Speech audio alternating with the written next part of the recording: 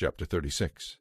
Bezalel, Oholiab, and the other craftsmen whom the Lord has gifted with wisdom, skill, and intelligence will construct and furnish the tabernacle just as the Lord has commanded. So Moses told Bezalel and Oholiab to begin the work, along with all those who were specially gifted by the Lord. Moses gave them the materials donated by the people for the completion of the sanctuary. Additional gifts were brought each morning, but finally the craftsmen left their work to meet with Moses. "We have more than enough materials on hand now to complete the job the Lord has given us to do," they exclaimed. So Moses gave the command, and this message was sent throughout the camp: "Bring no more materials. You have already given more than enough." So the people stopped bringing their offerings. Their contributions were more than enough to complete the whole project. The skilled weavers first made 10 sheets from fine linen. One of the craftsmen then embroidered blue, purple, and scarlet cherubim into them.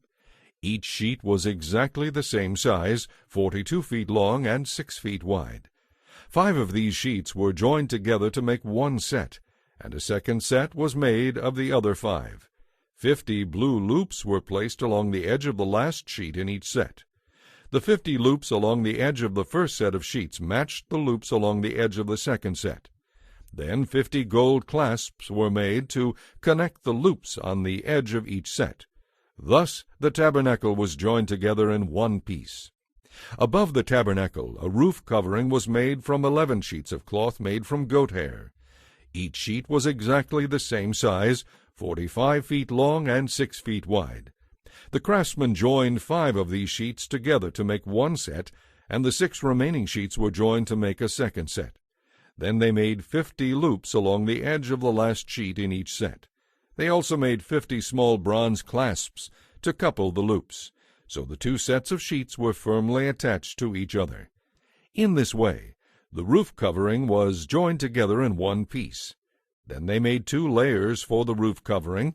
The first was made of tanned ram skins, and the second was made of fine goatskin leather. For the framework of the tabernacle they made frames of acacia wood standing on end. Each frame was 15 feet high and 2¼ feet wide. There were 2 pegs on each frame so they could be joined to the next frame. All the frames were made this way. They made 20 frames to support the south side, along with 40 silver bases, 2 for each frame. They also made 20 frames for the north side of the tabernacle, along with the 40 silver bases, 2 for each frame. The west side of the tabernacle, which was its rear, was made from 6 frames, plus an extra frame at each corner. These corner frames were connected at the bottom and firmly attached at the top with a single ring, forming a single unit from top to bottom. They made 2 of these, 1 for each rear corner. So for the west side they made a total of 8 frames, along with 16 silver bases, 2 for each frame.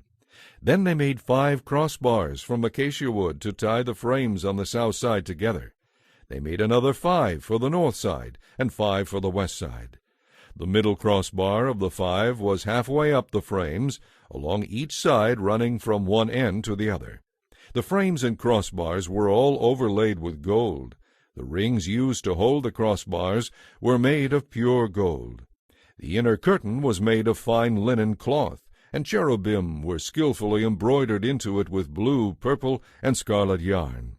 This curtain was then attached to 4 gold hooks, set into 4 posts of acacia wood. The posts were overlaid with gold and set into 4 silver bases. Then they made another curtain for the entrance to the sacred tent. It was made of fine linen cloth and embroidered with blue, purple, and scarlet yarn. This curtain was connected by 5 hooks to 5 posts. The posts, with their decorated tops and bands, were overlaid with gold. The 5 bases were molded from bronze.